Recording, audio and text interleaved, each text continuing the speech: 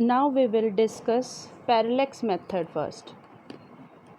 Before going to method, we will understand what parallax is actually. Parallax is the apparent shift in the position of an object with respect to another when we shift our eyes sidewise. Basically, in this, what changes in this position or direction of an object appears to be changed when viewed from different position.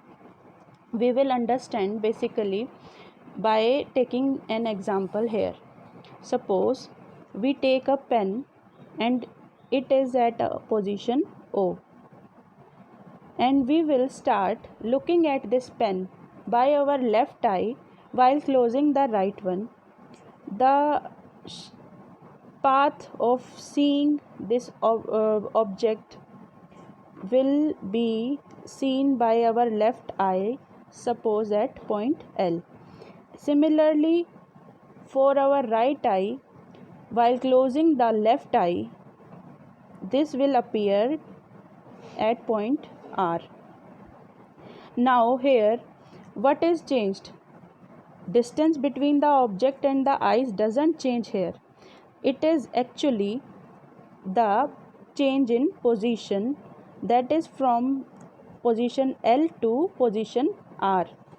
Now this distance between the 2 points of observation, that is point L and R, is termed as bases and is equal to B. This is B, and the change in the angle, or we can say this apparent shift of the path, is termed as theta, which is known as parallatic angle. So now here the position of the pen appears to change with respect to the background. This is called as parallax. So I hope this is clear to you. Now we go for the method.